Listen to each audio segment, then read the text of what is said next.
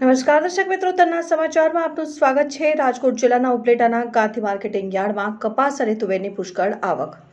Yard કપાસ અને તુવેરથી ઉભરાયું। યાર્ડમાં કપાસની દરરોજ 2000 થી 2200 મણ કપાસની આવક।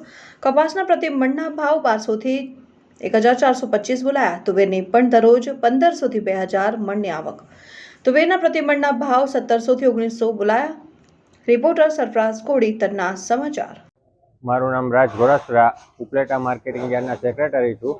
હાલ વાત કરીએ તો ઉપલેટા માર્કેટિંગ યાર્ડમાં અત્યારે કપાસની સારી એવી આવક થઈ રહી છે। કપાસના અત્યારે 20 કિલોના ભાવ 1200 રૂપિયાથી માંડીને 1425-30 રૂપિયા જેવા ભાવ મળી રહ્યા છે। કપાસના વાવેતરમાં હાલ વાત કરીએ તો છેલ્લે જે ઈયળો આવી ગયેલી છે તેની હિસાબે થોડીક ક્વોલિટી છેલ્લે થોડીક વીક પડેલી છે, પણ એના ભાવ પણ સારા મળી રહ્યા છે। તેવી જ રીતે વાત કરીએ તો ઉપલેટા માર્કેટિંગ યાર્ડમાં તુવેરનું વાવેતર પણ બ્રહ્મપણ પ્રમાણમાં થયેલ છે। તુવેરના વાવેતરની વાત કરીએ તો ઉપલેટા માર્કેટિંગ યાર્ડમાં દરરોજની 1500 થી 2000 મણ તુવેરની આવક થઈ રહી છે। ઉપલેટા માર્કેટિંગ યાર્ડની અંદર તુવેરના 20 કિલોના ભાવ 1700 રૂપિયાથી માંડીને 1900 રૂપિયા જેવા ભાવ મળી રહ્યા છે। ઉપલેટાની અંદર 3 નદી આવેલ છે, ભાદર, મોજ અને વેણુ। તેના હિસાબે તુવેરનું વાવેતર પણ સારું થયેલ છે અને ખેડૂતોને તુવેરના ઉતારા પણ સારા મળી રહ્યા છે, જેથી કરીને ખેડૂતો ઉપલેટા માર્કેટિંગ યાર્ડમાં તુવેરનો વેચવાનો વધુ આગ્રહ રાખે છે।